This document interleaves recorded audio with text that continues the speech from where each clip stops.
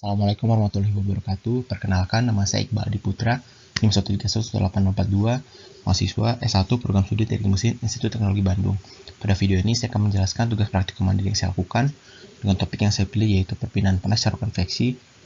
Dengan alat yang saya gunakan adalah alat penukar panas dengan konstruksi pipa ganda dan arah aliran counterflow. Tugas ini diajukan sebagai salah satu pemenuhan nilai untuk mata kuliah MS 3200 Praktikum Fenomena Dasar Mesin. Pertama-tama saya akan menjelaskan apa itu alat penukar panas. Penukar panas adalah alat yang digunakan untuk memindahkan panas dari dua aliran fluida yang terpisah oleh suatu dinding dan memiliki perbedaan temperatur. Penggunaan alat penukar panas ditujukan untuk mempercepat laju perpindahan panas dari fluida. Pada skematik yang saya berikan dapat dilihat untuk aliran pada bagian atas itu adalah fluida panasnya dan pada bagian bawah itu adalah fluida dinginnya. Maka akan terjadi perpindahan panas yang melewati dinding antara fluida panas dengan fluida dingin. Alat penukar panas menerapkan fenomena perpindahan panas secara konveksi, yaitu perpindahan panas akibat pergerakan molekular dan pergerakan makroskopik dari suatu fluida. Pada alat penukar panas, konveksi yang terjadi adalah konveksi paksa, yaitu pergerakan fluida diakibatkan oleh suatu daya eksternal, dan yang digunakan pada praktikum ini adalah pompa.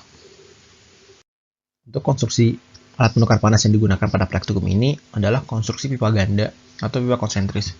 Kita lihat penempatannya akan seperti ini.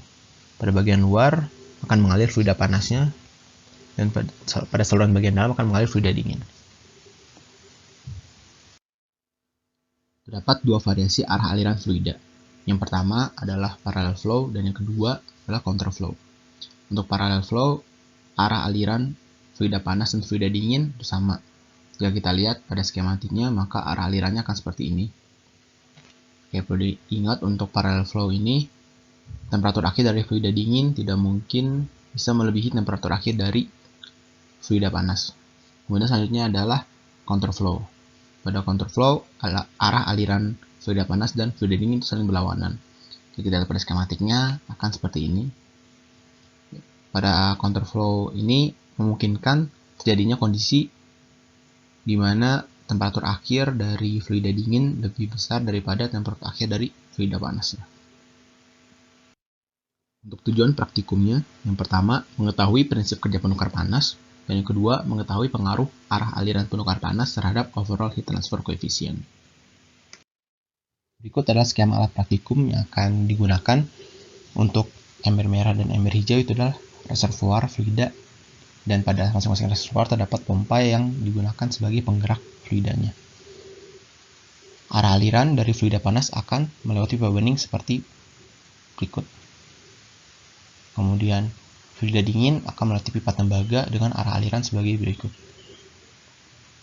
Pada bagian ujung outlet masing-masing saluran terdapat termometer digital yang digunakan untuk mengukur temperatur akhir setelah melewati alat penukar panas. Kemudian ditempatkan pula gelas takar untuk menampung aliran fluida yang keluar dari saluran. Berikut adalah tampilan lebih dekat untuk alat praktikumnya. Dapat dilihat ini merupakan konstruksi pipa utamanya, ini pipa bening, dan juga dapat pipa tembaga. Kemudian bisa dilihat pada gambar sebelah kanan yang merupakan panel pembacaan untuk temperatur akhir dari masing-masing fluida.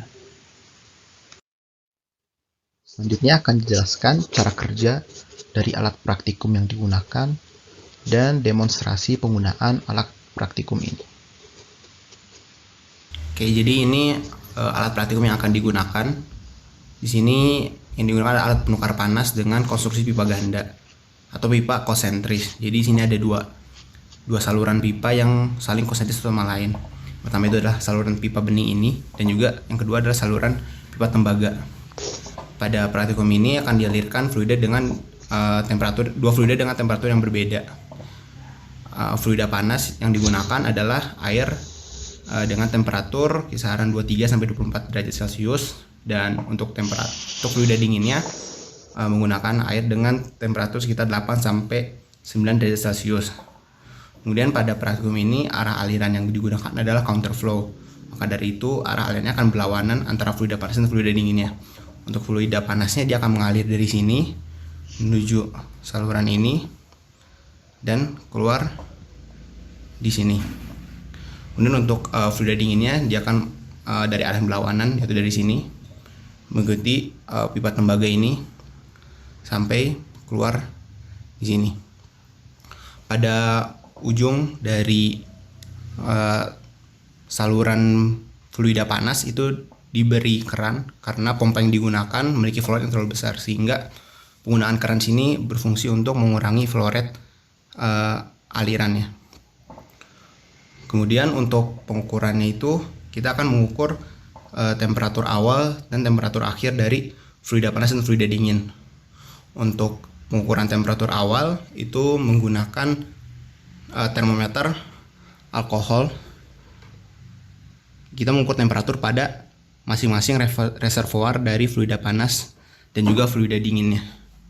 Dan temperatur pada reservoir ini kita anggap konstan.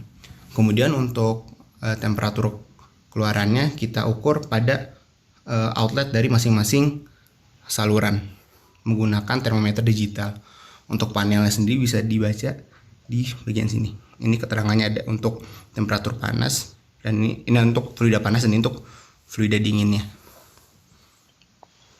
Oke, kemudian pada masing-masing outlet dari saluran fluida panas dan fluida dingin kita berikan gelas takar. Fungsinya untuk mengukur volume dari fluida yang mengalir dari masing-masing salurannya. Kemudian nanti volume ini akan kita gunakan untuk menghitung debit aliran dari fluida panas dan fluida dingin. Sekarang saya akan mendemonstrasikan penggunaan alat praktikum ini. Pertama kita persiapkan dulu reservoir untuk fluida panas dan fluida dinginnya. Jadi ini untuk fluida panasnya, itu fluida dengan temperatur 23-24 derajat Celcius. Kemudian ini untuk fluida reservoir untuk fluida dinginnya, temperatur sekitar 8-9 derajat Celcius. Kemudian selanjutnya kita pastikan arah aliran sesuai dengan arah aliran yang ingin kita uji. Pada percobaan ini kita akan menguji arah aliran counterflow, maka kita pastikan terlebih dahulu pompanya berada pada arah aliran berlawanan. Ini kita sudah pastikan arah aliran sudah berlawanan. Kemudian selanjutnya kita ukur terlebih dahulu temperatur dari temperatur awal dari masing-masing fluida. Jadi kita baca pada termometer alkohol ini, kemudian kita catat pada kertas atau alat tulis yang lainnya. Kemudian selanjutnya setelah kita catat temperatur awal dari masing-masing fluidanya, kita mulai nyalakan pompanya. Untuk saklarnya itu ada di bagian bawah ini. Kemudian ketika kita nyalakan saklarnya, kita juga mulai hitung waktunya. Oke, ini kita mulai waktunya juga menggunakan stopwatch. Ya, jadi di sini bisa dilihat alirannya sudah mulai mengalir pada masing-masing pipa.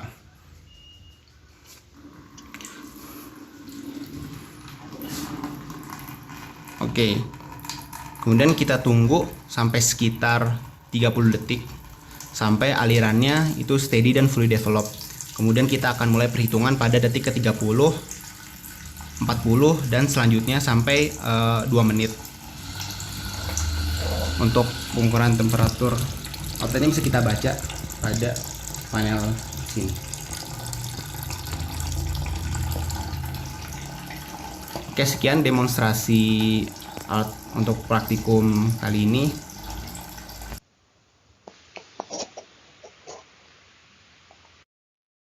Setelah dilakukan praktikum, diperoleh data hasil pengukuran sebagai berikut. Untuk temperatur awal, diperoleh temperatur awal fluida panas adalah 23 derajat Celcius dan temperatur awal fluida dingin adalah 7 derajat Celcius. Durasi pengujian dilakukan selama 130 detik. Dapat tabel data pengukuran temperatur akhir fluida yang sudah disediakan pada presentasi. Mulai pada detik ke-30 karena pada detik ke-30 aliran sudah dipastikan dalam keadaan steady dan fully develop. Pengukuran dilakukan tiap rentang 10 detik sampai detik ke-130. Bisa dilihat pada detik ke-100 sampai 130 sudah tiada perubahan temperatur akhir dari fluida panas dan fluida dingin. Maka bisa disimpulkan untuk temperatur akhir fluida panas itu adalah 21,1 derajat Celcius dan temperatur akhir dari fluida dingin adalah 9 derajat Celcius. Dan setelah kita lakukan pengukuran volume fluida melalui saluran penukar panas, itu itu diperoleh untuk fluida panasnya sebesar 1450 ml dan volume untuk fluida dinginnya adalah 1750 ml. Sekarang kita masuk ke bagian pengolahan data. Terdapat beberapa asumsi yang akan digunakan. Yang pertama adalah aliran tunak, kedua fluid envelope, yang ketiga panas spesifik fluida konstan, yang keempat sejenis fluida konstan, yang kelima fluida tidak mengalami perubahan fase, dan yang keenam nilai overall heat transfer coefficient konstan, kemudian yang ketujuh temperatur udara lingkungan atau theta hingga sama dengan 22,4 derajat Celcius. Untuk bagian pengolahan data, pertama-tama kita hitung terlebih dahulu temperatur rata-rata dari kedua fluida.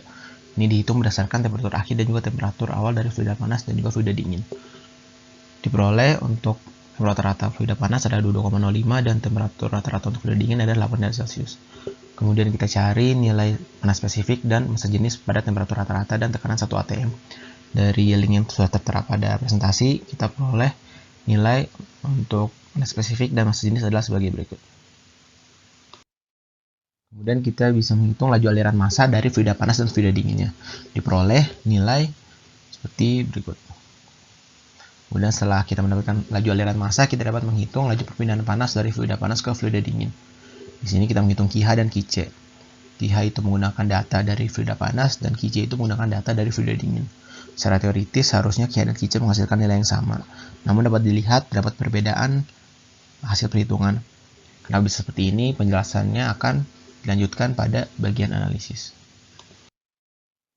Kemudian kita akan menghitung overall heat transfer coefficient dengan terlebih dahulu menghitung log mean temperatur. Berdasarkan perhitungan diperoleh besar log mean temperatur adalah 14,049 derajat Celcius. Kemudian kita ketahui juga untuk luas permukaan sentuh fluida panas dan fluida dinginnya dengan menghitung luas selimut dari selimut dalam dan selimut luar pipa tembaga. Kemudian kita bisa menghitung overall heat transfer coefficient-nya, diperoleh nilai UH sama dengan 4,742 watt per meter kuadrat derajat Celcius, dan untuk UC-nya 7,272 watt per meter kuadrat derajat Celcius. Sekarang kita masuk ke bagian analisis. Secara teoritis, KIHA dan KIC memiliki nilai yang sama. Namun kita memperoleh dari hasil perhitungan adalah sebagai berikut. Terdapat perbedaan nilai dengan KIC lebih besar daripada KIHA. Hal ini karena terdapat bagian pipa tembaga yang keluar dari saluran utama alat penukar panas, sehingga perpindahan panas yang terjadi tidak hanya antara fluida panas dengan fluida dingin, tetapi juga antara fluida dingin dengan udara luar. Selanjutnya, secara teoritis nilai UH, UC, AH, dan AC akan memenuhi persamaan berikut. UH dikali AH sama dengan UC dikali AC. Namun setelah dilakukan perhitungan, diperoleh nilai yang berbeda. Hal ini juga dipengaruhi dari konstruksi pipa tembaga yang keluar dari saluran utama, sehingga terjadi perpindahan panas antara fluida dingin dengan udara luar. Oke, saya tampilkan kembali konstruksi alat penukar panas yang digunakan. Bisa dilihat pada bagian sini dan sini, pipa tembaga tidak diinsulasi, sehingga memungkinkan terjadinya pertukaran panas antara fluida dingin dengan lingkungan. Sedangkan untuk pipa bening, meskipun tidak diinsulasi, namun fluida yang mengalir pada pipa bening itu memiliki temperatur pada kisaran 21 sampai 23 derajat Celcius. Dan temperatur tersebut mirip dengan temperatur udara lingkungan yaitu 2,4 derajat Celcius. Sehingga perpindahan panas antara fluida panas yang kita gunakan dengan udara lingkungan bisa diabaikan.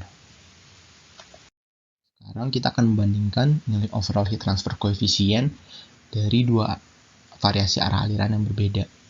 Dan kita hanya akan membandingkan nilai UH saja. Karena berdasarkan penjelasan sebelumnya, nilai UC banyak juga dipengaruhi akibat perpindahan panas antara fluida dingin dengan udara lingkungan yang tidak kita perhitungkan. Dapat dilihat, besar nilai UH untuk aliran counter flow lebih besar daripada UH pada aliran parallel flow. Kesimpulannya, untuk cara kerja alat penukar panas, seperti yang sudah dijelaskan pada bagian awal presentasi dan juga pada video penjelasan cara kerja alat. Dan kedua, pada aliran counter flow, kita memperoleh nilai overall heat transfer coefficient yang lebih besar daripada aliran parallel flow. Sekian penjelasan saya terkait tugas praktikum mandiri yang saya lakukan. Terima kasih. Wassalamualaikum warahmatullahi wabarakatuh.